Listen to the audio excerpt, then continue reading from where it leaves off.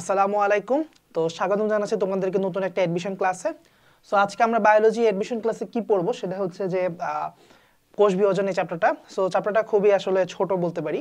ছোট বলতে গেলে আসলে খুব ছোট এমন না, পড়ার জায়গা হচ্ছে খুব অল্প। অর্থাৎ মাইটোসিস কোষ বিভাজনের বিভিন্ন ধাপগুলা, তারপর হচ্ছে মিওসিস একের প্রোফেজ একের যে উপধাপগুলা। সো এই দুইটা জায়গা হচ্ছে মূলত একটা বড় জায়গা, অর্থাৎ বুঝার জায়গা বা মুখস্থ করার জায়গা, তুমি যাই বলো না কেন, ঠিক আছে। সো এই দুইটা হচ্ছে এই চ্যাপ্টারের সবচেয়ে বড় প্রাণ। এরপরে আরও কিছু টপিক আছে, যেমন হচ্ছে ক্রসিং ওভারের গুরুত্ব। সো এই সকল টপিক হচ্ছে মূলত এখানে পড়ার মতো জিনিস। আর হচ্ছে যে তোমার কোষচক্র, ঠিক আছে। কোষচক্র তেমন একটা না, আমরা সবার শেষে কোষচক্র। সো একটা কথা বলতে গেলে আমরা ঘুরে ফিরে যদি আমরা সব টপিকে টাচ করি, এখানে আমরা বলতে পারি কি সব টপিকে মোটামুটি ইম্পর্টেন্ট। মাইটোসিস বলো, মিওসিস বলো বা মায়োসিস বলো, এই দুটো টপিক হচ্ছে সবচেয়ে বেশি ইম্পর্টেন্ট। মাইটোসিসের ধাপগুলা, মিওসিসের ধাপগুলা। মিওসিসের কোন ধাপ? মিওসিস তো দুইটা আছে, মিওসিস একের প্রোফেজ একের যে উপধাপগুলো, ওইগুলো হচ্ছে মূলত এখানে ইম্পর্টেন্ট। সো এই দুইটা জিনিস হচ্ছে এখানে সবচেয়ে বেশি ইম্পর্টেন্ট, ঠিক আছে না। এছাড়া এরপরে ক্রসিং ওভার, কোষচক্র, এরকম কিছু খুচরা টপিক আছে। সো এই জন্যই আমি বলতে চাচ্ছি যে চ্যাপ্টারটা আসলেই অনেক ছোট। সো আমরা এই ছোট চ্যাপ্টারটা দেখি কত ইজিলি কভার করা যায়। ওকে, আচ্ছা, কথা না বাড়ে হচ্ছে সরাসরি চলে যাই, যে যে টপিক পড়ানো লাগবে ইচ অ্যান্ড এভরিথিং কভার করি। পাশাপাশি এই চ্যাপ্টারে হচ্ছে কিছু বিজ্ঞানী পাবা, বিজ্ঞানীর নাম, কোন বিজ্ঞানী কোষ চক্র আবিষ্কার করছে, কোন বিজ্ঞানী তোমার হচ্ছে সর্বপ্রথম কোষ বিভাজন হতে দেখছে। তো এভরিথিং বিজ্ঞানীগুলোর অবদান এখানে ইম্পর্টেন্ট। আসো, সো আমরা সময় নষ্ট না করি এবার পড়া শুরু করি। বিজ্ঞানী ওয়াল্টার ফ্লেমিং, এই বিজ্ঞানী খুবই বিখ্যাত একজন বিজ্ঞানী। উনি সামুদ্রিক স্যালামেন্ডার বা ট্রিটিগাস ম্যাকিউলোসা এই কোষের মধ্যে সর্বপ্রথম কোষ বিভাজন লক্ষ্য করছে। সো এটা ভেরি ভেরি ইম্পর্টেন্ট ইনফরমেশন যে প্রথম কোষ বিভাজন কে দেখছে? Walter Flemming. কোথায় দেখছে? স্যালামেন্ডার, সামুদ্রিক স্যালামেন্ডার কোষের মধ্যে, ঠিক আছে। আচ্ছা, তারপরে আসো, একটা প্রাপ্তবয়স্ক মানুষের দেহে প্রায় 100 ট্রিলিয়ন সেল থাকে। 100 ট্রিলিয়ন মানে হচ্ছে 10⁻14। ওকে, 100 ট্রিলিয়ন, 100 ট্রিলিয়ন সেলস, বিলিয়ন না, ট্রিলিয়ন কিন্তু। ওকে, কোষ বিভাজনের প্রকারভেদ আমরা জানি, কোষ বিভাজন তিন ধরনের আছে। একটা হচ্ছে অ্যামাইটোসিস, একটা হচ্ছে মাইটোসিস, এবং আর শেষেরটা হচ্ছে মায়োসিস। ওকে, সো কি কি আমরা আবার বলি? অ্যামাইটোসিস, মাইটোসিস, মিওসিস বা মায়োসিস, যাই বলি না কেন। এখন অ্যামাইটোসিসের একটা অপর নাম আছে, সেটা তোমরা অবশ্যই অনেকেই জানো, যে অ্যামাইটোসিসকে বলা হয় প্রত্যক্ষ কোষ বিভাজন, তাই না? অ্যামাইটোসিসকে কি বলা হয়? প্রত্যক্ষ কোষ বিভাজন। আচ্ছা, তাহলে মাইটোসিসের একটা অপর নাম আছে, বলো তো সেটা কি? সমীকরণিক বিভাজন বা ইকুয়েশনাল ডিভিশন। আমরা একসাথে অপর নামগুলো সহ শিখে ফেলতেছি, ঠিক আছে। তারপরে মায়োসিসের অপর নাম কি বলো তো? হ্রাসমূলক বিভাজন, কারণ সেখানে ক্রোমোজোম সংখ্যা হ্রাস পায়। আর এখানে কেন সমীকরণিক? কারণ এখানে ক্রোমোজোম সংখ্যা সমান থাকে, অর্থাৎ তোমার অপত্য যে কোষ সৃষ্টি হয় সেটা মানে মাতৃকোষের ক্রোমোজোম সংখ্যা সমান সংখ্যক হয়, পাশাপাশি একদম মাতৃকোষের ধর্মের অনুরূপ হয়, তারপর আকার আকৃতি দেখতে একদম সেম টাইপের হয়। সো এই জন্য এটা হচ্ছে সমীকরণিক বিভাজন মাইটোসিসে। আচ্ছা, তারপর হ্রাসমূলক কেন? কারণ এখানে ক্রোমোজোম সংখ্যা কমে যায়, অর্ধেক হয়ে যায় মূলত। হ্রাসমূলক বিভাজন ইংলিশে কি? ইংলিশে হচ্ছে রেডাকশনাল ডিভিশন, ঠিক আছে। ইংলিশগুলো সাথে সাথে পড়ে রাখবা। রেডাকশনাল ডিভিশন, ইকুয়েশনাল ডিভিশন, অ্যান্ড প্রত্যক্ষ কোষ বিভাজন বলতে হচ্ছে ডিরেক্ট সেল ডিভিশন। ওকে, আচ্ছা, সো এখন একটা কথা বলি, অ্যামাইটোসিসের আরেকটা অপর নাম আছে, যেটা আমরা অনেক সময় পড়েছি বাট আমরা জানি না যে এটা আসলে অ্যামাইটোসিসের অপর নাম। সেটা হচ্ছে দ্বিবিভাজন বা বাইনারি ফিশন। ইংলিশটা সহ পড়তে হবে, বাইনারি ফিশন, ঠিক আছে। সো বাইনারি ফিশন বা দ্বিবিভাজন, এটা কিন্তু অ্যামাইটোসিসের অপর নাম। সো আমরা মনেরা জগতে যখন ব্যাকটেরিয়া নিয়ে আলোচনা করি, ব্যাকটেরিয়া বলি কি? ব্যাকটেরিয়া বংশবৃদ্ধির প্রধান উপায় হচ্ছে দ্বিবিভাজন। অ্যাকচুয়ালি দ্বিবিভাজন মানে অ্যামাইটোসিস, ঠিক আছে। সো এটা অনেকে জানতা না, আজকে জেনে নিলা দ্বিবিভাজন আর অ্যামাইটোসিস সেম কথা। তো আসো আমরা অ্যামাইটোসিস নিয়ে কথা বলি। সবার আগে অপর নাম আমরা জানলাম, তারপর হচ্ছে কোথায় ঘটে, এইটা হচ্ছে ইম্পর্টেন্ট জিনিস অ্যামাইটোসিসে জানার মতো ইনফরমেশন। সেটা হচ্ছে এক নম্বরে বলেই দিলাম, দ্বিবিভাজন কাদের হয়? মনেরা জগতে। অর্থাৎ মনেরা জগতে কারা আছে? ব্যাকটেরিয়া আছে, সায়ানোব্যাকটেরিয়া আছে। সো এই দুইটা মাস্ট করবে, ঠিক আছে। এই দুইটাতে কোনো এক্সেপশনাল ছাড়াই এই দুইটার মানে কি বলবো, এই দুইটা জীব করবে, ব্যাকটেরিয়া, সায়ানোব্যাকটেরিয়া। এখন পাশাপাশি কিছু স্পেসিফিক আরও কয়েকজন করতে পারে, এমিবা, ইস্ট, ঠিক আছে, এইটার কথা মিস করা যাবে না। এমিবা এবং কিছু কিছু ইস্ট, সব ইস্ট করবে না, আচ্ছা কিছু কিছু ইস্ট করবে। ওকে, আচ্ছা দেন আরও কিছু জিনিসপত্র আছে মেরুদণ্ডী প্রাণীর ভ্রূণপর্দা, মাছের ডিম গঠনের সময় প্রারম্ভিক পর্যায়ে লিখছে, এগুলো পড়বা, কিন্তু ইম্পর্টেন্ট হচ্ছে এই চারটা, তাহলে এই চারটা ভুলা যাবে না, ব্যাকটেরিয়া, সায়ানোব্যাকটেরিয়া, মনেরা জগতে, তারপরে হচ্ছে কি ইস্ট আর এমিবা, এই চারটার কথা ভুলা যাবে না। ওকে, আসো এখন আমরা দেখি একটা ভর্তি পরীক্ষার প্রশ্ন, যে রাজশাহী ইউনিভার্সিটি আসছে, কোষ বিভাজন কে আবিষ্কার করছে, কে দেখছে সর্বপ্রথম বলো তো? ওয়াল্টার ফ্লেমিং দেখছিল না, ফ্লেমিং। সো দেখছো আমরা বিজ্ঞানী থেকে একটা কমন পেয়ে গেলাম। আচ্ছা এখন আমরা আসি কিছু সংজ্ঞা দেখি, সেটা হচ্ছে আমরা নিউক্লিয়াসের বিভাজনকে কি বলবো, কেরিওকাইনেসিস।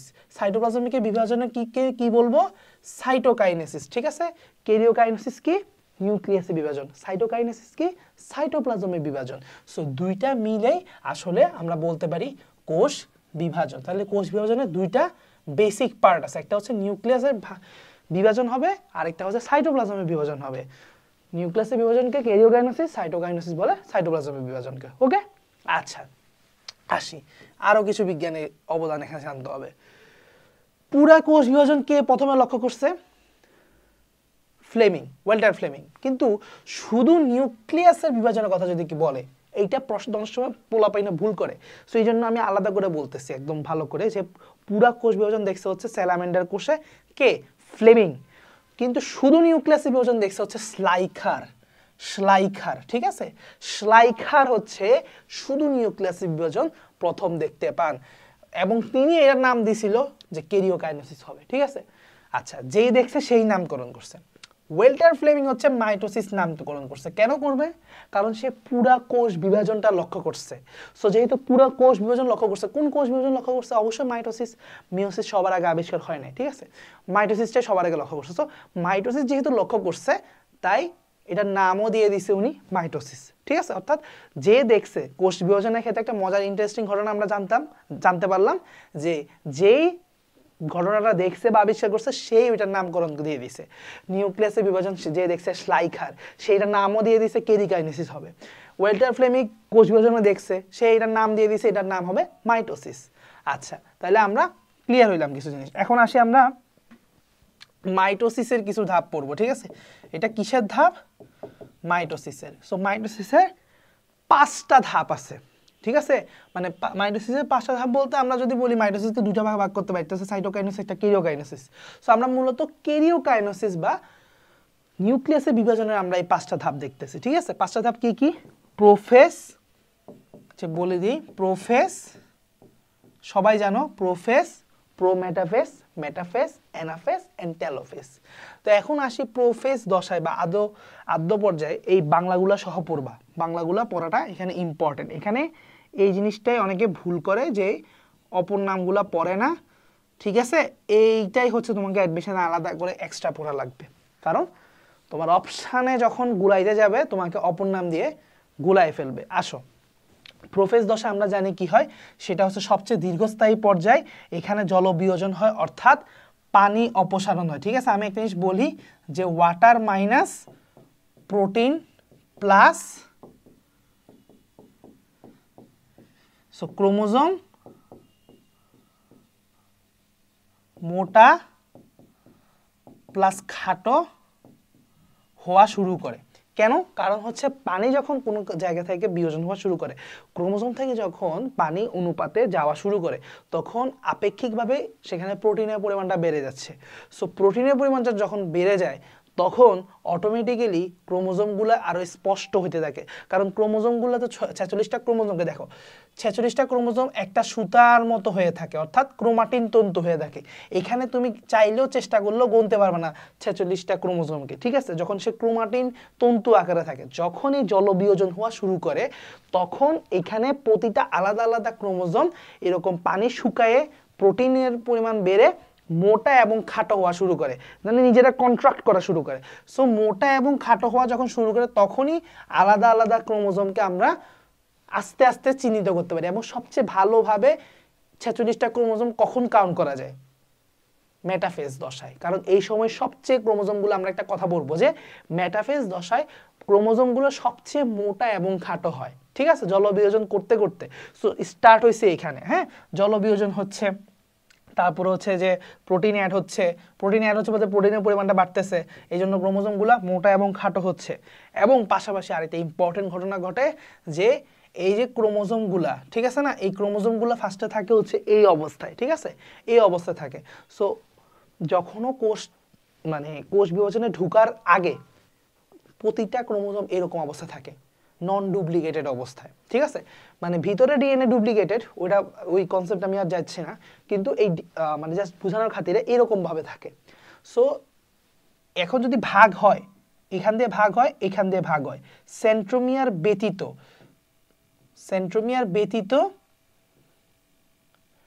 ক্রোমোজোমটা অনুদৈর্ঘ্যভাবে ভাগ হয়, যার কারণে এই ক্রোমোজোমগুলোকে এই নন ডুপ্লিকেটেড ক্রোমোজোম থেকে ডুপ্লিকেটেড ক্রোমোজোম হিসেবে দেখা যায়। ডুপ্লিকেটেড বলতে বোঝাচ্ছে এখানে তুমি শূন্য মতে ক্রোমাটিড পাচ্ছ, এখানে কিন্তু ক্রোমাটিড আর ক্রোমোজোম আলাদা করার ওয়ে নাই, যেটাই ক্রোমাটিড সেটাই ক্রোমোজোম, কিন্তু এখানে একটা ক্রোমোজোমে দুইটা ক্রোমাটিড দেখতে পাইতেছো, এইটা একটা ক্রোমাটিড, এইটা একটা ক্রোমাটিড, ঠিক আছে। সো এটা হচ্ছে ঘটনা। সো এই ঘটনাটা ঘটে, ইম্পর্টেন্ট ঘটনা, যে সেন্ট্রোমিয়ার বাদ দিয়ে পুরা ক্রোমোজোমটা লম্বালম্বিভাবে বা অনুদৈর্ঘ্যভাবে দুইটা সূত্রে বিভক্ত হয়। হ্যাঁ, এরপরেও আরও কিছু আনইম্পর্টেন্ট ঘটনা, নিউক্লিওলাস, নিউক্লিয়ার মেমব্রেন এগুলো বিলুপ্ত হওয়া শুরু করে, স্পিন্ডল তন্তুর সূচনা। এখন আনইম্পর্টেন্ট কেন বললাম, কারণ এগুলো এক একটা রাইটারের বইয়ে এক একটা রকম লেখা ছিল, আমরা যখন সেই 9-10 থেকে পড়তেছি, কিন্তু যেমন এগুলো আমাদের কোন দশায় ছিল, আমরা যখন 9-10-এ পড়তাম এগুলো ছিল আমাদের হচ্ছে প্রো মেটাফেজে, তাই না। কিন্তু তোমাদের ইন্টারে, এই জন্য একটু ভালো করে দেখতে হবে, ইন্টারে এইটা কি করছে যে নিউক্লিওলাস এবং নিউক্লিয়ার মেমব্রেন বিলুপ্ত হওয়ার যে ঘটনাটা শুরু করে দিচ্ছে প্রোফেজে, এবং তোমার স্পিন্ডল তন্তু সূচনা এটাও শুরু করে দিচ্ছে কোথায়, প্রোফেজে। সো এটা আলাদা করে মনে রাখতে হবে, তোমার বইয়ের মধ্যে এরকম করছে। তাহলে ওদের কথা মধ্যে প্রো মেটাফেজে কি হয়, আচ্ছা প্রো মেটাফেজে কি হয়, প্রো মেটাফেজ তাদের মধ্যে হচ্ছে মারাত্মক লেভেলের স্বল্পস্থায়ী, আসলে সবচেয়ে ছোট স্বল্পস্থায়ী দশা এইটাই। তারপরে হচ্ছে ক্রোমোজোমের সেন্ট্রোমিয়ার সংযুক্তকারী তন্তু হচ্ছে ট্রাকশন ফাইবার বা ক্রোমোজোমাল তন্তু বা আকর্ষণ তন্তু, নামটা ইম্পর্টেন্ট, ঠিক আছে। আচ্ছা, অর্থাৎ ক্রোমোজোমের যে সেন্ট্রোমিয়ার, ঠিক আছে, এই যে সেন্ট্রোমিয়ারটা মাঝখানে, এই সেন্ট্রোমিয়ারের সাথে তোমার স্পিন্ডল তন্তুর যেই তন্তুগুলা সংযুক্ত হচ্ছে সেগুলোকে আমরা বলতেছি হচ্ছে ট্রাকশন তন্তু। আচ্ছা, দুই মেরু থেকে স্টার তন্তু বিচ্ছুরিত হয়, ক্রোমোজোমাল ড্যান্স দেখা যায়, এটা ইম্পর্টেন্ট, ক্রোমোজোমীয় নৃত্য কখন দেখা যায়, প্রো মেটাফেজে, ঠিক আছে। সো এটা আমি এমনি মনে রাখি, ড্যান্সে প্রো মেটাফেজ, ঠিক আছে। ড্যান্সে কোন ড্যান্স, ক্রোমোজোমাল ড্যান্স। আচ্ছা, তো এখানে যেটা বলছে যে নিউক্লিওলাস এবং নিউক্লিয়ার মেমব্রেন সম্পূর্ণভাবে বিলুপ্তি ঘটে। তো আমরা যখন 9-10-এ পড়তাম জিনিসটা মাথায় রাখতাম কেমনে, যে এখানে বিলুপ্ত হওয়া শুরু করে, বাট না, এখন আসলে কারেক্ট ইনফো এটাই যে প্রোফেজ থেকে বিলুপ্ত হওয়া শুরু করে নিউক্লিওলাস, নিউক্লিয়ার মেমব্রেন, ওকে, স্পিন্ডল তন্তুর সূচনা, এগুলো সবই শুরু হয় প্রোফেজের একদম শেষ দশায়, কিন্তু কমপ্লিটেড হয় হচ্ছে এই প্রো মেটাফেজে, ঠিক আছে। এই যে কমপ্লিটলি বিলুপ্ত হয়েছে এইটা, প্লাস হচ্ছে তোমার স্পিন্ডল তন্তু সমাপ্তি হবে, মানে এটা তৈরি করা একদম সম্পূর্ণ হবে, ট্রাকশন ফাইবারের সৃষ্টি হইলো, তাই না। স্পিন্ডল ফাইবার সেন্ট্রোমিয়ারে কাইনেটোকোর মোটর প্রোটিনে সংযুক্ত হয়। আচ্ছা, এখন আসি মেটাফেজ বা মধ্য পর্যায়ে, ঠিক আছে, মেটাফেজ বা মধ্য পর্যায়ে। সো এখানে কি হয়, মেটাকাইনেসিস হয়, ভেরি ভেরি ইম্পর্টেন্ট। এখন মেটাকাইনেসিস জিনিসটা কি, তোমরা ছোটবেলায় যেটা জিনিসটা পড়ছো সেটাই। মেটাকাইনেসিস হচ্ছে যে পুরো স্পিন্ডল তন্তুর একদম মাঝ বরাবর ওরিয়েন্টেড হয়ে যায় ক্রোমোজোমগুলা, ঠিক আছে। সো ক্রোমোজোমগুলা নিরক্ষীয় বা বিষুবীয় বা ইকুয়েটর অঞ্চলে অবস্থান করে। এই তিনটা কথার অর্থই সেম, নিরক্ষীয়, বিষুবীয়, ইকুয়েটর অঞ্চল। মানে এই যে ধরো একটা স্পিন্ডল তন্তু, স্পিন্ডল যন্ত্র একদম মাঝ রেখা বরাবর, অর্থাৎ এটা হচ্ছে আমার নিরক্ষীয় অঞ্চল বা ইকুয়েটর অঞ্চল, এই অঞ্চল বরাবর সবগুলা ক্রোমোজোম সজ্জিত হওয়া, ঠিক আছে, সবগুলা ক্রোমোজোম সজ্জিত হওয়া। আচ্ছা, সো এইটাই। আচ্ছা, এই সময় সবচেয়ে বেশি মোটা, খাটো এবং স্পষ্ট হয় ক্রোমাটিডগুলো বা ক্রোমোজোমগুলো। সো এইটা আমি বলছি, এই দুইটা পয়েন্টই হচ্ছে এখানে মূল কথা, অন্যান্য কথাগুলো আসলে এতটা ইম্পর্টেন্ট না, ঠিক আছে। বলছে বিলুপ্ত থাকে, সম্পূর্ণ থাকে তো স্বাভাবিক, এখানে বিলুপ্ত তো হয়ে গেছে অলরেডি, সো এখানে বিলুপ্ত থাকবে সেটা স্বাভাবিক, কারণ অ্যানাফেজের পর থেকে আনা আবার রিফর্ম করা শুরু করবে। আচ্ছা, সুপার কয়েলিং প্রক্রিয়ায় ক্রোমোজোম খাটো ফুটা হবে। আচ্ছা, জাস্ট প্রক্রিয়ার নামটা মনে রাখবা, সুপার কয়েলিং। সো ক্রোমোজোমে যখন পানি বিয়োজন হয় তখন স্বাভাবিকভাবে মানে কয়েলিং এর লেভেলটা আরো বেড়ে যায়। সো যত বেশি কয়েলিং করবে ক্রোমোজোম তত মোটা, খাটো এবং স্পষ্ট হওয়া শুরু করে। আচ্ছা, তারপরে হচ্ছে এখানে শেষ দিকে, আচ্ছা এই জিনিসটা হচ্ছে এখানে ইম্পর্টেন্ট, যেটা হচ্ছে কি আমরা আগে পড়তাম যে ছোটবেলায় অ্যানাফেজের স্টেজে হচ্ছে সেন্ট্রোমিয়ারটা ভাগ হয়ে যায়, ঠিক আছে না। এখন এই সেন্ট্রোমিয়ারটা ভাগ হয়ে, সেন্ট্রোমিয়ার সহ ভাগ হয়ে দুইটা অপত্য সেন্ট্রোমিয়ার সৃষ্টি করা বা দুইটা অপত্য ক্রোমাটিড সৃষ্টি করা, ক্রোমোজোম সৃষ্টি করা, এটা ছিল অ্যানাফেজের মধ্যে, বাট এইটা এখন হচ্ছে মেটাফেজের মধ্যে পড়তে হবে, এটা মেটাফেজের শেষ ভাগে হয়, ঠিক আছে। আচ্ছা, দেন আসি অ্যানাফেজ বা গতি পর্যায়, এটা ভেরি ভেরি ইম্পর্টেন্ট, অ্যানাফেজকে গতি পর্যায় বলে, ভেরি ভেরি ইম্পর্টেন্ট, অ্যানাফেজকে কি বলা হয়, গতি পর্যায় বলা হয়। সো এই সময় এখন যে অপত্য ক্রোমোজোমগুলো সৃষ্টি হলো, এটা লাস্ট হবে ক্রোমোজোম সেন্ট্রোমিয়ার সহ ভাগ হওয়ার পরে, ঠিক আছে না। এগুলো মেরুমুখী চলন শুরু করে, একটা একদিকে এক মেরুতে যায়, আরেকটা আরেক মেরুতে যায়, ওকে। সো মজার ব্যাপার হচ্ছে কি, সেন্ট্রোমিয়ারগুলো সামনে থাকে, সেন্ট্রোমিয়ার অগ্রগামী থাকে, অর্থাৎ সেন্ট্রোমিয়ার এরকম, অগ্রগামী থাকে, এটা ধরো এই প্রান্তেরগুলো এরকম, এই প্রান্তেরগুলো এরকম, ঠিক আছে, এটাকে ডিরেকশন দিতেছে, এটাকে ডিরেকশন দিতেছে। সো দেখতেই পাচ্ছ সেন্ট্রোমিয়ারগুলো একদম অগ্রগামী থাকে এবং বাহুগুলা অনুগামী, অর্থাৎ তার পিছনে। সেন্ট্রোমিয়ার অবস্থান অনুযায়ী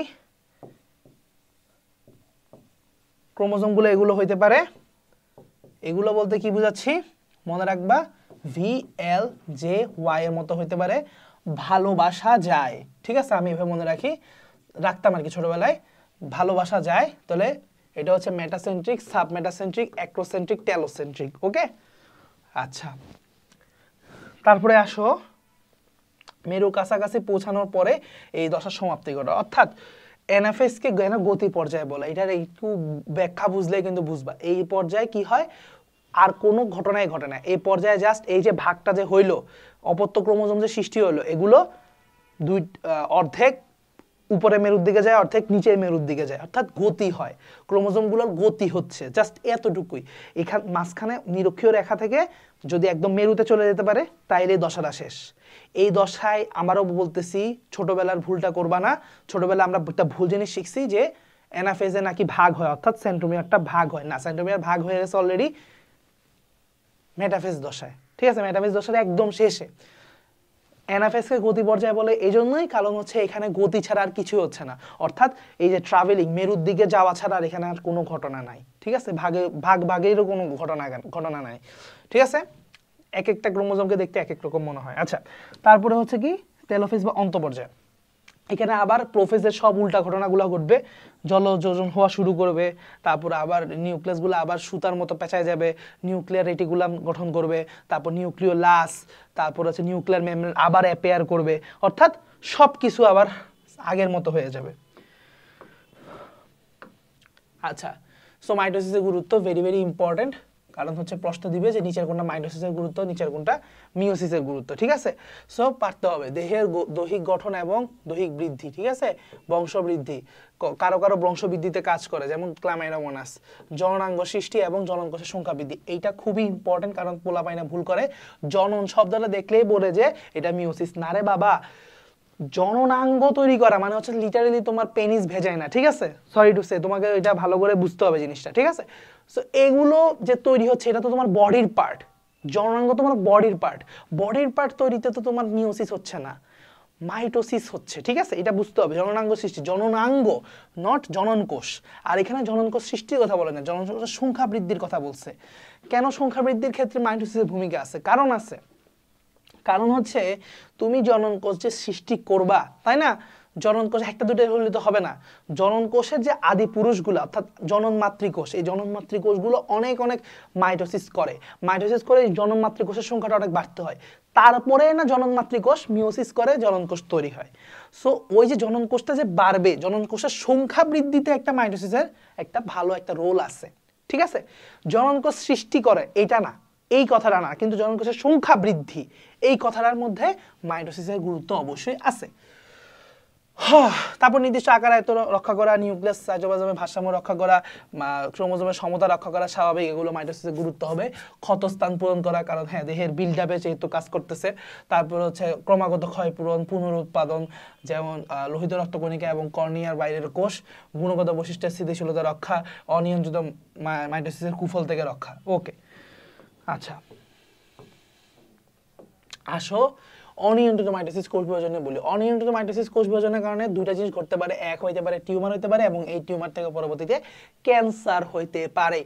ওকে, সো টিউমারের একটা অপর নাম জেনে রাখো নিউপ্লাসিয়া। ওকে, নিউপ্লাসিয়া জেনে রাখতে পারো। আচ্ছা, কারণ কি? কারণ হচ্ছে P53 একটা স্পেশাল জিন আছে। এই জিন বলতে পারি, অথবা জিনের কারণে একটা প্রোটিন তৈরি হয়, অর্থাৎ জিনটার নামও P53 জিন, আবার ওই জিনের কারণে যে প্রোটিন তৈরি হয় সেটার নামও আবার P53।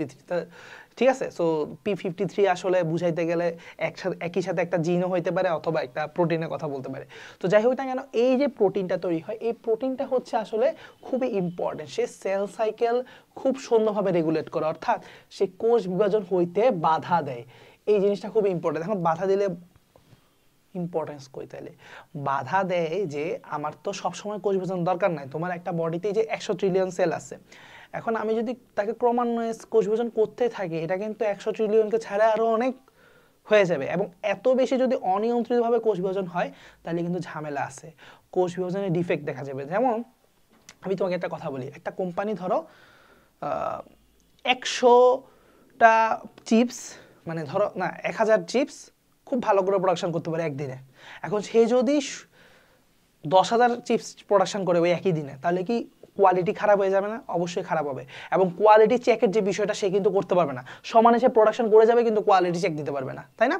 সো এইভাবেই আমি যদি একটা জিনিস অনিয়ন্ত্রিতভাবে করতে থাকি, কেউ যদি বাধা দেওয়ার না থাকে, কেউ যদি তাকে তত্ত্বাবধায়কে না থাকে, তাহলে কিন্তু সমস্যা হবে। সো এই সমস্যাগুলো কি? যেমন টিউমার, ক্যান্সার তৈরি হওয়া। সো এই জন্য এটা হচ্ছে খুব গুরুত্বপূর্ণ একটা জিনিস। সেজন্য আমরা আসলে P53 জিনটাকে আসলে জানো গার্ডিয়ান অফ দ্য সেল ডাকা হয়। আমাদের মেডিকেল সায়েন্সে গার্ডিয়ান অফ দ্য সেল বলা হয়, সেলের গার্ডিয়ান হিসেবে বলা হয়, ঠিক আছে, তত্ত্বাবধায়ক। সো এই P53 যখন ডিফেক্টিভ হয়, কোষ চক্রের নিয়ন্ত্রণ হারায় ফেলে, দেন তোমার ক্যান্সার তৈরি হয়। সো এখন যদি বলে ক্যান্সার হওয়ার কারণ নিচের কোনটি, তোমাকে যদি এক প্রশ্ন উত্তর দেয় P53, 2 দিলে হচ্ছে অঙ্কোজিন, তারপর 3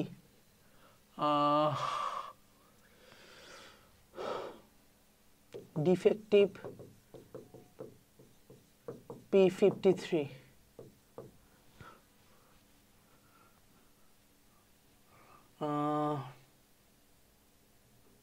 2 + 3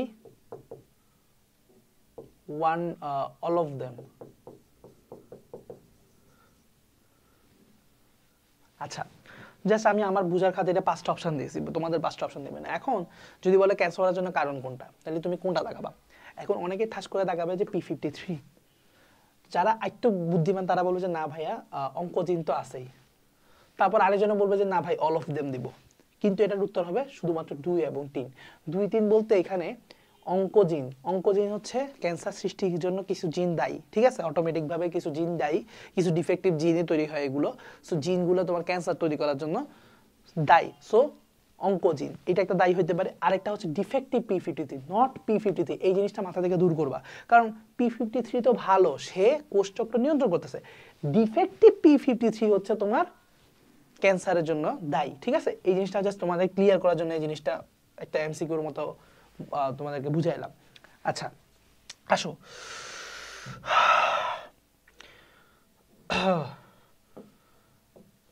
এখন দেখো যে কিছু জিনিস দেখি যে সেল সাইকেল নিয়ন্ত্রণের জন্য দুটো প্রোটিন আছে, একটা হচ্ছে প্রোটিন কাইনেস, একটা হচ্ছে সাইক্লিন, ঠিক আছে, সাইক্লিন। সো এখন টিউমার সৃষ্টিকে আমরা বলি হচ্ছে অঙ্কোজেনেসিস। অঙ্কোজেনেসিসের জন্য কিছু জিন আছে, অঙ্কোজিন যেটা বললাম। সো কিছু কিছু রাসায়নিক পদার্থ ক্যান্সার সৃষ্টিতে উৎসাহিত করে, সেটা হচ্ছে মিউটাজেন। সো মিউটাজেন যেটা করে মিউটেশনে সাহায্য করে, এবং মিউটেশন হলে আসলে ক্যান্সার হওয়ার চান্স বাড়ে, কারণ মিউটেশন হচ্ছে sudden change in the DNA বা জেনেটিক কোড। সো জেনেটিক কোডে খুব সানের একটা চেঞ্জ করে। সো যারা করে তারা হচ্ছে মিউটাজেন, ঠিক আছে। সো এই মিউটাজেনিক পদার্থগুলোই ম্যাক্সিমাম ক্ষেত্রে কার্সিনোজেনিক হয়। কার্সিনোজেনিক মানে ক্যান্সার সৃষ্টিকারী হয়, ঠিক আছে। কিছু কিছু ভাইরাসে B6 এবং B7 জিন, এই দুইটা হচ্ছে ক্যান্সার তৈরি করে, যেমন পেপিলোমা ভাইরাস, ঠিক আছে। পেপিলোমা ভাইরাস ক্যান্সার সৃষ্টির জন্য দায়ী। আচ্ছা, ওকে। সো টিউমার ছড়ায় পড়ার কে কি বলা হয়? মেটাস্টেসিস। এই টার্মগুলো জেনে রাখো, জাস্ট টার্মগুলো বুঝলে হবে, এখানে আসলে মুখস্থ করার কিছু নাই। যে এই যে একটা টিউমার বা একটা ক্যান্সার যে ছড়ায় পড়ে সেটাকে আমরা কি বলি? মেটাস্টেসিস বলি। আচ্ছা, সো দেহের অর্ধেক সংখ্যক কোষে ডিফেক্টিভ P53 থাকে, ঠিক আছে। থাকার পরও আরও অনেক প্রোটিন আছে, কোনো ভয় পাওয়ার কারণ নাই, সহজে মানুষের ক্যান্সার হয় না। ক্যান্সার কোষের সাইক্লিন সিডিকে নিয়ন্ত্রণ নষ্ট হয়ে যায়। আচ্ছা, মাইটোটিক ইন্ডেক্স। মাইটোটিক ইন্ডেক্সটা জাস্ট পড়ে রাখবা। মাইটোটিক ইন্ডেক্স হচ্ছে কি? মাইটোসিসরত কোষের সংখ্যা ডিভাইডেড বাই মোট কোষের সংখ্যা, ঠিক আছে। আচ্ছা, গুরুত্ব কি? এমআই থেকে অনুমান করতে পারেন যে টিউমারটা আসলে কত দ্রুত বৃদ্ধি পাবে এবং এর জন্য কি ট্রিটমেন্ট প্রয়োজন, ঠিক আছে। উচ্চ এমআই বলে যে এটা দ্রুত বর্ধনশীল টিউমার। সো এমআই হচ্ছে একটা গ্রেডিং, ঠিক আছে, টিউমারের গ্রেডিং আসলে, হ্যাঁ, টিউমারটা কত দ্রুত স্প্রেড করতে পারে বা কত দ্রুত এটা ভয়াবহতা দেখাতে পারে। আমি আসলে কি স্টেপ নিতে পারি এই এমআই ইন্ডেক্স বা অর্থাৎ এমআই দেখে এটা আমি বলতে পারি, ঠিক আছে। আচ্ছা, তারপরে আসো কিছু প্রশ্ন সলভ করি। নিউক্লিয়াসের বিভাজনকে কেরিওকাইনেসিস বলি। কোন পর্যায়ে ক্রোমাটিড একটা অপত্য ক্রোমোজোমে পরিণত হয়? এই যে দেখছো, এখানে আমরা অ্যানাফেজ দেখাই দেবো, বাট এটা অ্যানাফেজ না মেটাফেজ হবে, ঠিক আছে। এইটাই আমরা ভুল করতে পারি। যেমন 2 এখানে কি দিছে? 2 সি দিছে, দ্যাটস ইট। এইটাই আমরা ভুল করি, ঠিক আছে। এটা তো আবার বই মিলিয়ে নিও, আমার এখানে স্লাইডে এরকম আছে, যদি আবার তোমাদের নতুন বইয়ে কোনো চেঞ্জ হয়, এটা আমি দেখি যে এইসব ইনফরমেশন বছর বছর দেখা যায় অনেক সময় এদিকে হয়ে যেতে পারে। সো একটু বই মিলিয়ে নিবা। আমরা এখন যেটা স্লাইড অনুযায়ী পড়লাম নতুন বই অনুযায়ী, সেটা হচ্ছে মেটাফেজ হবে, ঠিক আছে। আচ্ছা, তারপরে আসো বিষুবীয় অঞ্চলে ক্রোমোজোমে বিন্যস্ত হওয়াকে কি বলে? মেটাকাইনেসিস। তারপরে আসো কোন দশায় নিউক্লিয়ার বিলুপ্তি ঘটে? আচ্ছা, বিলুপ্তি ঘটে, ডিরেক্ট ঘটে গেছে, ডিরেক্ট ঘটে গেছে। এখানে শুরু হয়, এখানেও শুরু হয়, এখানে একদম ঘটে যায়, অর্থাৎ ঠিক আছে, তাহলে সি হবে, 4C হবে। আচ্ছা, উন্নত উদ্ভিদ কোষ এবং প্রাণী কোষ কোন? স্বাভাবিক মাইটোসিস।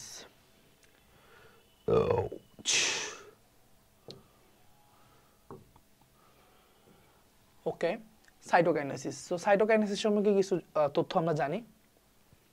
উদ্ভিদের ক্ষেত্রে এন্ডোপ্লাজমিক রেটিকুলাম থেকে আসা ফ্রাগমোপ্লাস্ট এবং ক্ষুদ্র ভেসিকল, এই দুটা জিনিস মিলিত হয়ে কোষ প্লেট গঠন করে। কোষ প্লেটের উপর সেলুলোজ, পেকটিন, অন্যান্য দ্রব্য জমা হয়, কোষ প্রাচীর তৈরি হয়। আচ্ছা, কোষ প্রাচীর তৈরি হলে এভাবে সাইটোপ্লাজম বিভাজন হয়ে গেল আর কি। প্রাণীর ক্ষেত্রে যেটা হয় যে অ্যাক্টিন এবং মায়োসিন এই দুটা কোষ ঝিল্লির খাঁজ তৈরি করে। কোষ ঝিল্লির খাঁজ তৈরি করলেও কিন্তু সাইটোপ্লাজম বিভাজন হয়ে গেল। আচ্ছা, মুক্ত নিউক্লিয়ার ডিভিশন বা বিভাজন। ডাবের পানি এটার হচ্ছে উদাহরণ, এটা খুবই ইম্পর্টেন্ট। ডাবের পানি হচ্ছে মুক্ত নিউক্লিয়ার বিভাজনের খুব উৎকৃষ্ট একটা উদাহরণ। আচ্ছা, সিনোসাইটিক কোষ কাকে বলে? সিনোসাইটিক কোষ হচ্ছে তোমার একটা কোষের মধ্যে যদি অনেকগুলো নিউক্লিয়াস থাকে, ঠিক আছে, একটা কোষের মধ্যে যদি অনেকগুলো নিউক্লিয়াস থাকে তখন সেই কোষটাকে আমরা বলি সিনোসাইটিক কোষ। আচ্ছা, আর মানে উদ্ভিদের ক্ষেত্রে সিনোসাইটিক বলে, আর প্রাণীর ক্ষেত্রে প্লাজমোডিয়াম বলি, ঠিক আছে। আচ্ছা, কোষ চক্র very very important. Cell cycle, ঠিক আছে, সেল সাইকেল। তো আমরা জানি যে সেল সাইকেলটা যদি দেখাতে চাই, একটা কোষ প্রায় মানে দেখা যায় কি যে অনলি 5 থেকে 10% টাইম সে হচ্ছে মাইটোসিস কোষ বিভাজন করে, অর্থাৎ এম ফেজে থাকে। বাকি 90 থেকে 95% সময় সে হচ্ছে রেস্টে থাকে একটা কোষ, যেটাকে আমরা বলি অ্যাজ এ হোল ইন্টারফেস। এখন এই ইন্টারফেস 10টাকে আবার 3টা ভাগে ভাগ করা হয়। সেটা হচ্ছে কি G1 ফেজ, মাঝখানে S ফেজ, পরে আবার G2 ফেজ। G1 মানে হচ্ছে গ্যাপ 1, S হচ্ছে সিনথেসিস, G2 হচ্ছে গ্যাপ 2 ফেজ। ওকে, তো এটা হচ্ছে মূলত ঘটনা। তাহলে আমরা একটু আবার দেখার চেষ্টা করি। এটা যদি হয় M ফেজ, যেটা হচ্ছে অনলি 5 থেকে 10%, ওকে, if I am not wrong, 5 থেকে 10%। তারপরে হচ্ছে গ্যাপ 1, এখানে ধরো এটা হচ্ছে S ফেজ, আর এটা হচ্ছে G2 ফেজ। S ফেজ মনে হয় 30 থেকে 50 এরকম টাইম নেয় খুব সম্ভবত। দশাগুলো টাইমগুলো এখান থেকে দেখো, হ্যাঁ 30 থেকে 50, 10 থেকে 20, 30 থেকে 40।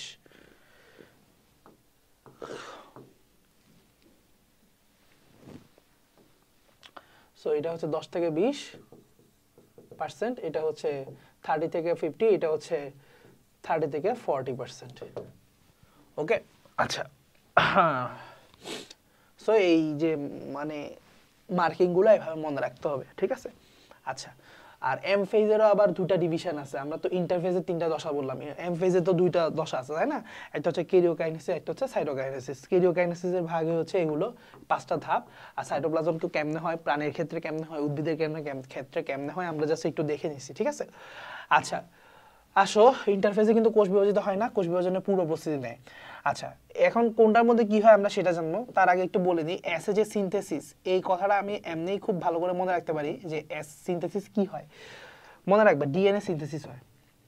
ডিএনএ সিনথেসিসের প্রক্রিয়ার নামটা কি? ডিএনএ রেপ্লিকেশন, ঠিক আছে। ডিএনএ রেপ্লিকেশন হয় হচ্ছে এস এর মধ্যে।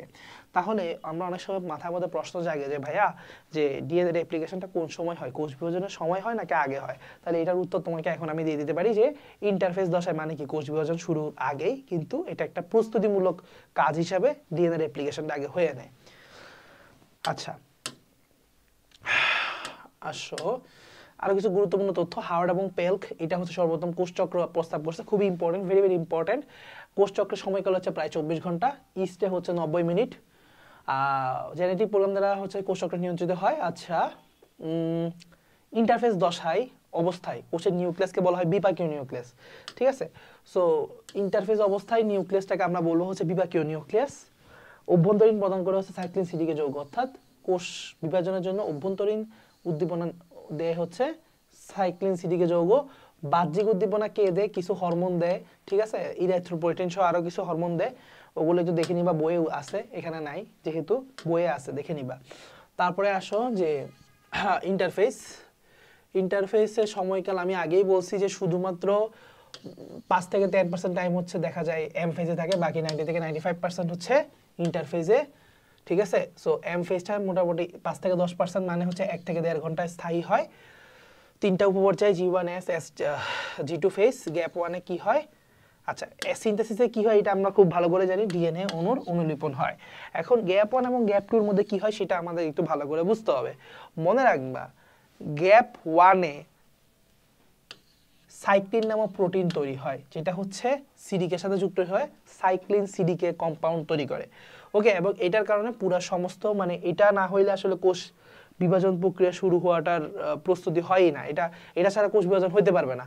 সো এটা সমগ্র প্রক্রিয়া গতি ত্বরান্বিত করে এবং নিয়ন্ত্রিত করে। আচ্ছা, প্রায় 7 ঘন্টা স্থায়ী হয়, এটা ইম্পর্টেন্ট না কয় ঘন্টা স্থায়ী হয়, এই খালি এমটা কত ঘন্টা স্থায়ী হয় এটা ইম্পর্টেন্ট এই জায়গায়। আচ্ছা,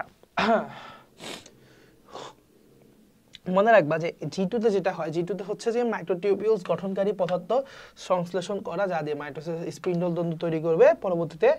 আচ্ছা, প্রয়োজনীয় শক্তি তৈরি করবে এবং ম্যাচুরেশন ফ্যাক্টর হবে, ঠিক আছে। আচ্ছা, কোষের মৃত্যু দুইভাবে হতে পারে, একটা হচ্ছে নেক্রোসিস, যেটা হচ্ছে পুষ্টির অভাব অথবা বিষাক্ত দ্রব্যের কারণে হতে পারে, আর একটা হচ্ছে অ্যাপোপ্টোসিস, যেটা হচ্ছে জেনেটিক্যালি নিয়ন্ত্রিত মৃত্যু, অর্থাৎ এটা জিন দ্বারা নিয়ন্ত্রিত মৃত্যু, ঠিক আছে। আচ্ছা, সো যেমন আমরা ভ্রূণ অবস্থায় পাতলা টিস্যু দিয়ে হাতের যে আঙ্গুলগুলো লাগানো থাকে তা বিলুপ্ত হয়ে 5টা আঙ্গুল পৃথক হয়। সো আগের যে টিস্যুগুলো এগুলো কিন্তু ডিজেনারেট হয়ে গেছে, ঠিক আছে। ওই যে টিস্যুগুলো মারা গেছে, ডিজেনারেট হয়ে গেছে, ওটা কিন্তু জেনেটিক্যালি হয়েছে, ঠিক আছে। সো এটা আসলে অ্যাপোপ্টোসিস। তারপর হচ্ছে অধিকাংশ রক্তকোষ এবং অন্ত্রের এপিথেলিয়াল লাইনিং এর কোষগুলা অ্যাপোপ্টোসিসের মাধ্যমে মারা যায়। আচ্ছা, যেমন হচ্ছে আরবিসি, খুব ভালো একটা ক্লাসিক্যাল এক্সাম্পল। আরবিসি 120 দিন পর পর রিসাইকেল হয়, অর্থাৎ এটা কিন্তু এভাবে প্রোগ্রাম করা থাকে যে 120 দিন পরে প্রোগ্রামড সেল ডেথ। ওকে, এটা এই অ্যাপোপ্টোসিসকে বলা হয় programmed sell death. So RBC 120 দিন পর মারা যাবে, এটা তার প্রোগ্রামিং করা থাকে, ঠিক আছে, যে জিনের মধ্যে, যে 120 দিন পর সে অটোমেটিক মারা যাবে, সে দুর্বল হয়ে যাবে, তাকে আর ডব্লিউবিসি খেয়ে ফেলবে, ঠিক আছে। তো প্লিহাতে গেলে ডব্লিউবিসি তাকে খেয়ে ফেলবে, এটা অনেকটা জেনেটিক্যালি প্রোগ্রাম করা, এটাও একটা অ্যাপোপ্টোসিসের মধ্যে পড়ে। তো ম্যাক্সিমাম আমাদের কোষে যে মৃত্যুগুলো হয় সেগুলো অ্যাপোপ্টোসিস হয়, আর নেক্রোসিস হচ্ছে যখন পুষ্টির অভাব হবে, নিউট্রিশনের অভাব, অথবা কোনো টক্সিক সাবস্টেন্সের প্রেজেন্সে। ইন্টারফেজ এবং এমফেজের মধ্যে পার্থক্য, এটা পড়বা, ঠিক আছে, নিজেরা পড়বা, না আমার পড়ানোর কিছুই নেই। আচ্ছা, আসলে জেনেটিক্যালি নিয়ন্ত্রিত মৃত্যুকে কি বলে আমরা এখনই পড়লাম, অ্যাপোপ্টোসিস। তারপর জেনেটিক্যালি, আচ্ছা আবার দেখছো সেম প্রশ্ন এতবার আসছে। আচ্ছা, তারপর আসো আমরা মিওসিস বা মায়োসিস নিয়ে পড়ি। মায়োসিসে আমাদের কিছু বিজ্ঞানীর নাম পড়তে হবে। 4 জন বিজ্ঞানী কি করছে একটু ভালো করে পড়বা, ঠিক আছে? কে কি করছে না করছে একটু পড়বা, এখানে আমার মুখস্থ রিডিং পড়ার কোনো দরকার নাই। তারপরে আসো মায়োসিসের বৈশিষ্ট্য। স্বাভাবিকভাবে জনন মাতৃকোষে হবে, ডিপ্লয়েড জীবের জনন মাতৃকোষে, ঠিক আছে, জনন কোষে না, কিন্তু জনন মাতৃকোষে হবে মিওসিস। এটার মাধ্যমে উৎপন্ন হবে কি জনন কোষ। সো জনন মাতৃকোষে হবে মিওসিস, তৈরি করবে জনন কোষ। জনন কোষে হবে না, কিন্তু বারবার বলতেছি, জনন কোষে হইলে কিন্তু n/2 হয়ে যাবে, যেটা এক্সিস্টই করে না। আচ্ছা, এখানে নিউক্লিয়াস 2 বার বিভক্ত হয়, ক্রোমোজোম 1 বার বিভক্ত হয়, খুবই ইম্পর্টেন্ট, ঠিক আছে? নিউক্লিয়াস কয়বার? 2 বার। ক্রোমোজোম কয়বার? 1 বার বিভক্ত হয়, ঠিক আছে? আচ্ছা, তারপরে আসো প্রোফেজ এক অনেক দীর্ঘস্থায়ী, তার কারণে এটাকে প্রায় 5টা উপধাপে বিভক্ত করছে, আমরা একটু পরে দেখব। হোমোলোগাস ক্রোমোজোম গুলো জোড়া বেঁধে বাইভ্যালেন্ট সৃষ্টি করে, কায়াসমা সৃষ্টি হয়, ক্রসিং ওভার হয়, আচ্ছা, জিনের বিনিময় ঘটে, 4টা হ্যাপ্লয়েড অপত্য কোষ তৈরি হয়। আমরা জানি মাইটোসিসে এরকম 4টা কোষ তৈরি হয়, ঠিক আছে, 4টা হ্যাপ্লয়েড জনন কোষ তৈরি হয়। আচ্ছা, যেমন একটা ডিপ্লয়েড কোষে জনন কোষ হওয়ার মানে মিওসিস হওয়ার পরে এরকম 4টা হ্যাপ্লয়েড অপত্য কোষ তৈরি হবে। ক্রোমোজোমের স্বতন্ত্র বিন্যাস ঘটে, নতুন চারিত্রিক বৈশিষ্ট্য আবির্ভাব ঘটে, কোষের কখনো সমগুণ বৈশিষ্ট্য হয় না, নতুন নতুন চরিত্র আসে, এগুলোই তো। নিম্ন শ্রেণীর হ্যাপ্লয়েড জীবে মায়োসিস হয় নিষেকের পর জাইগোটে। এটা একটি ইম্পর্টেন্ট যে উচ্চ শ্রেণীর ডিপ্লয়েড জীবের ক্ষেত্রে জন্মমাতৃকোষে হয়, নিম্ন শ্রেণীর ক্ষেত্রে নিষেকের পরে জাইগোটে হয়, ঠিক আছে? আচ্ছা, হ্যাপ্লয়েড জীবে কি হয়? হ্যাপ্লয়েড জীবে কি হয়? নিষেকের পর জাইগোটে হয়। আচ্ছা,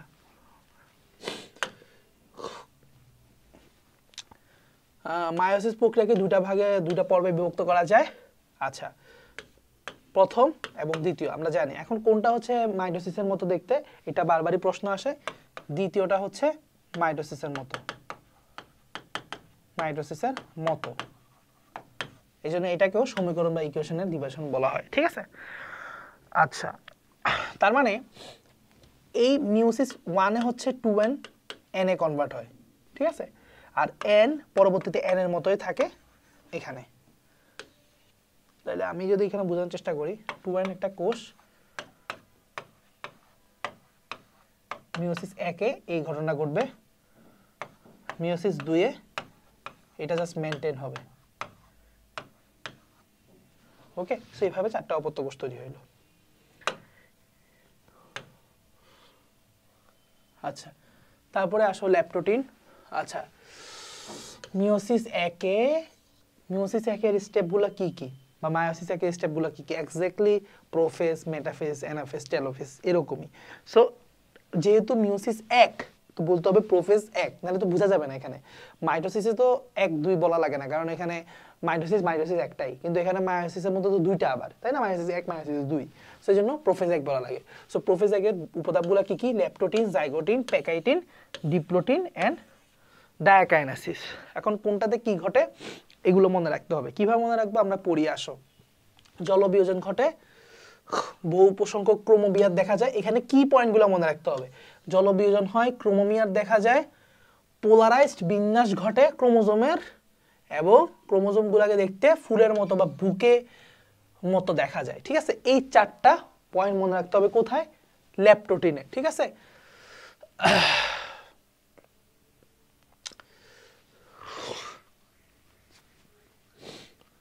আচ্ছা,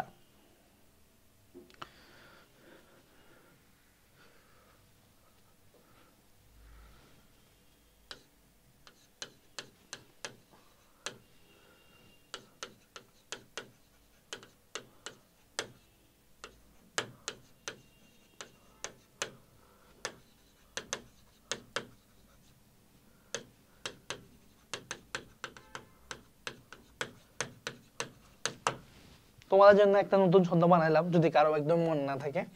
সো কাল পোলার বুকে জল এলো, সো জল দিয়ে হচ্ছে জল বিয়োজন, কাল দিয়ে হচ্ছে তোমার ক্রোমোমিয়ার, ঠিক আছে, পোলা দিয়ে হচ্ছে পোলারাইজ বিন্যাস, বুকে দিয়ে হচ্ছে বুকে, ঠিক আছে। আচ্ছা ঠিক আছে, সো জাইগোটিনে কি হয়, জাইগোটিনে হচ্ছে সাইনোপসিস হয়, সাইনোপসিস এবং সাইনোপসিসের কারণে বাইভ্যালেন্ট গঠিত হয়। আচ্ছা সাইনোসিস কি জিনিস, হোমোলোগাস ক্রোমোজোমগুলো নিজের মধ্যে জোড়া বাঁধা, এটাকে বলে সাইনোপসিস, এবং এটার কারণে বাইভ্যালেন্ট তৈরি হচ্ছে, প্রতি জোড়া ক্রোমোজোমকে জোড়াটাকে আমরা বলি বাইভ্যালেন্ট, ঠিক আছে। এখানে মূলত ইম্পর্টেন্ট হচ্ছে সাইনোপসিস এবং বাইভ্যালেন্ট, ঠিক আছে।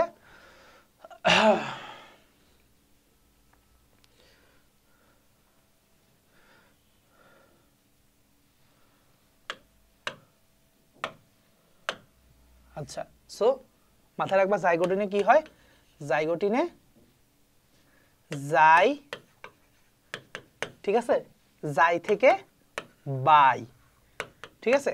সো জাই বাই, বাইতে কি বাইভ্যালেন্ট, তো বাইভ্যালেন্ট তৈরি হয় কিভাবে, সাইনোপসিস হইলেই তো, তাই না, সাইনোপসিস হইলে বাইভ্যালেন্ট তৈরি হয়। আচ্ছা তারপরে আসো প্যাকাইটিন, প্যাকাইটিন পড়ি, প্যাকাইটিন কি, প্যাকাইটিনে হচ্ছে টেট্রাড তৈরি হয়, অর্থাৎ প্রতিটা ক্রোমোজোম সেন্ট্রোমিয়ার ব্যতীত অনুদৈর্ঘ্যভাবে ভাগ হয়ে দুটা ক্রোমাটিডে পরিণত হয়। এখন বাইভ্যালেন্ট গুলা 4টা ক্রোমাটিডে ভাগ হয়ে গেছে, যার কারণে টেট্রাড বলবো, ঠিক আছে। 4টা ক্রোমাটিডে থাকার কারণে আমরা এখন এটাকে টেট্রাড বলতেছি, কিন্তু সেন্ট্রোমিয়ার কিন্তু দুইটাই। আচ্ছা এখানে সিস্টার নন সিস্টার ক্রোমাটিডের কনসেপ্ট চলে আসছে। সিস্টার ক্রোমাটিড নন সিস্টার ক্রোমাটিড তোমাদেরকে আগেও পড়াইছিলাম, এখনো পড়াই আবারও। ধরো এই দুইটা হচ্ছে হোমোলোগাস ক্রোমোজোম, এখানে এই দুইটা হচ্ছে একে অপরের সিস্টার ক্রোমাটিড, এই দুইটা হচ্ছে একে অপরের সিস্টার ক্রোমাটিড, বাট এই ক্রোমাটিড আর এই ক্রোমাটিড হচ্ছে একে অপরের নন সিস্টার ক্রোমাটিড, অথবা এই ক্রোমাটিড হচ্ছে একে অপরের নন সিস্টার ক্রোমাটিড, ঠিক আছে। ঠিক আছে, অর্থাৎ একই ক্রোমোজোমের যদি পার্ট হয় তাহলে তারা সিস্টার ক্রোমাটিড, আর যদি ভিন্ন ক্রোমোজোমের পার্ট হয় তখন তারা নন সিস্টার ক্রোমাটিড। আচ্ছা কায়াজমা সৃষ্টি হয় এবং ক্রসিং ওভার হয়, দ্যাটস দ্য মোস্ট ইম্পর্টেন্ট ঘটনা ওভার হিয়ার। সো এটা প্যাকাইটিনে হয়। সো প্যাকাইটিন যেহেতু একদম মাঝখানেটাইতে সবচেয়ে ইম্পর্টেন্ট ফেজ হবে, তাই না, প্যাকাইটিন, এখানে তো সব প্যাচ। সো এখানেই তোমার কায়াজমা তৈরি হবে, ক্রসিং ওভার হবে, টেট্রাড তৈরি হবে, ইচ এন্ড এভরিথিং। আচ্ছা আসো ডিপ্লোডিনে কি হবে, ডিপ্লোডিনে হচ্ছে যে ডিপ্লোডিনে মূলত বিকর্ষণ হওয়া শুরু করে, এইটাই হচ্ছে মূল কথা। বিকর্ষণের কারণে মাঝখানে লুপ তৈরি হয় কায়াজমার মাঝখানে, তারপরে হচ্ছে প্রান্তীয়করণ হয়, রোটেটরি মুভমেন্ট হয়, ঠিক আছে, অনেক কিছু হয়। সোজা কথা হচ্ছে এটা বিকর্ষণ দশা, এখানে বিকর্ষণের কারণে যা কিছু হওয়া সম্ভব, প্রান্তীয়করণ, লুপ তৈরি করা, রোটেটরি মুভমেন্ট হওয়া, এইগুলো হয়। ডায়াকাইনেসিস, ডায়াকাইনেসিস হচ্ছে নিউক্লিওলাস অদৃশ্য হয়ে যাওয়া ও নিউক্লিয়াস মেমব্রেন অদৃশ্য হয়ে যাওয়া, ঠিক আছে। আচ্ছা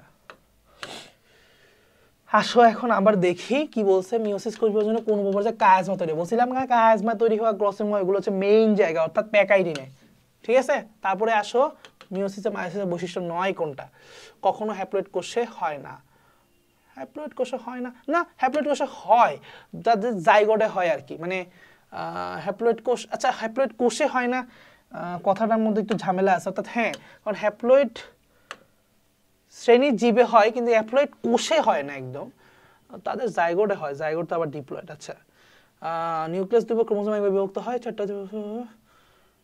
আচ্ছা নিচেরটা হচ্ছে যাহা মিথ্যা কথা, যেহেতু সমগুণ সম্পূর্ণ কথা বলছে। আচ্ছা তো এইভাবে ঠাস করে দাগাই দেওয়া যাবে না, 4টা অপশন পড়তে হবে আগে, ঠিক আছে। আচ্ছা তারপরে আসো নিচের কোন বিভাজনে অপত্য কোষ ক্রোমোজোমের সংখ্যা সমান অর্ধেক হয়, অর্ধেক মানে হচ্ছে মেয়োসিস। কোনটা মেয়োসিসের জন্য প্রযোজ্য নয়, দুইবার একজন সমান হয়, আরে ভাই সমান তো হবে না, তাই না, সো এটাই। আচ্ছা টেট্রাড পাওয়া যায়, টেট্রাডও হচ্ছে কি মাঝখানে তার মধ্যে প্যাকাইটিনে। আচ্ছা বাইভ্যালেন্ট, যাই বাই, কি বলছিলাম, যাই বাই। আচ্ছা তারপরে হচ্ছে আসো কোন পর্যায়ে বাইভ্যালেন্ট, আবারও সেই সেম প্রশ্ন। তারপরে হচ্ছে কোন পর্যায়ে ক্রসিং ওভার হয়, মেইনটার মধ্যে প্যাকাইটিনে। আচ্ছা কোথায় মিওসিস বিভাজন কোথায় হয়, মিওসিস, মিওসিস এইগুলোর মধ্যে একটাতেও মনে হয় না হয় আমার মতে, এটা ব্ল্যাঙ্ক। 9B বললো জনন কোষ, হোয়াট দ্য হ্যাক ম্যান, জনন কোষে না, জনন মাতৃকোষে। আচ্ছা যাই হোক, এখানে যদি জনন মাতৃকোষ অপশনে না থাকবে হয়তো এটাই দেখাইতে হবে, কিছু করার নাই, কিন্তু জনন কোষে না, টু বি অনেস্ট, কারণ জনন কোষ হ্যাপ্লয়েড হয়, জনন মাতৃকোষ বলতে হবে এখানে। আচ্ছা, প্রোফেজের কোন পর্যায়ে সিনপসিস হয়? সিনপসিস মানে তো যাই বাই বাইভ্যালেন্ট তৈরি হওয়াটাকে তো সিনপসিস বলে, তো জাইগোটিন। দেখছো, আমরা জাস্ট কয়েকটা জিনিস পড়ছি, এটা দিয়ে আমরা অনেক কিছু কভার করতে পারতেছি। টার্মিনালাইজেশন বলছিলাম না, বিকর্ষণ, যেখানে বিকর্ষণ কোনটাতে, ডিপ্লোটিনে সব বিকর্ষণের কথাবার্তা। আচ্ছা, ক্রসিং ওভার কোথায় কোথায়? প্যাকাটিনে। শেষ। সো আমরা বলছিলাম যে এই মিওসিসের প্রোমিস 1 এর তুমি যদি টার্মগুলা মনে রাখো যে এইটা এখানে হয়, এইটা এখানে হয়, এইটুক মনে রাখলে হয়ে যাবে। এখানে বাকি ডিটেলস পড়ার কোনো দরকার নাই, মানে একদম লাইন বাই লাইন ডিটেলস পড়ার দরকার নাই, তোমার এখানে জাস্ট কিওয়ার্ডগুলো মনে রাখতে হবে। আসো, crossing over, Thomas Hunt Morgan খুবই ইম্পর্টেন্ট বিজ্ঞানী, ভুট্টা উদ্ভিদে সর্বপ্রথম ক্রসিং ওভার আবিষ্কার করছে, এটা সাল সহ পড়ার চেষ্টা করবা, এটা অনেক বেশি ইম্পর্টেন্ট এর জন্য। আচ্ছা, তো দেখবা যে নন সিস্টার ক্রোমাটিডগুলো এন্ডোনিউক্লিয়াসের কারণে ভেঙে যায় এবং লাইগেজের কারণে জোড়া লাগে আবার, ঠিক আছে? কোন নিউক্লিয়াসের কারণে ভাঙে, কোন নিউক্লিয়াসের কারণে জোড়া লাগে, দ্যাটস ইম্পর্টেন্ট। আচ্ছা, এটা নতুন বিন্যাস হয়, জেনেটিক ভেরিয়েশন হয়, নতুন জিনগত বৈশিষ্ট্য পরিবর্তন আসে, প্রজাতি প্রকরণ সৃষ্টি হয়, আরো বহুত কিছু হয়, সরলরৈখিক বিন্যাস হয়, প্রমাণ। আচ্ছা, জেনেটিক ম্যাপ তৈরি করা। সো ইম্পর্টেন্সগুলো পড়বা, ইম্পর্টেন্সটা ইম্পর্টেন্ট, ঠিক আছে? ইম্পর্টেন্সটা এখানে ইম্পর্টেন্ট। আচ্ছা, ক্রসিং ওভার সঙ্গে প্রথম হয় নাকি? Thomas Hunt Morgan. Okay, thank you. So আমরা আলহামদুলিল্লাহ চ্যাপ্টারটা ইজিলি কভার করতে পারছি with all the questions over here, অ্যাডমিশনে যত ধরনের কোশ্চেন আসে। সো আশা করি তোমরা ভালো করে বুঝতে পারছো। এখন তোমাদের কাজ হচ্ছে বইটা রিডিং দেওয়া, দাগানো লাইন ভালো করে পড়া, প্র্যাকটিস করা। That's it. আল্লাহ হাফেজ।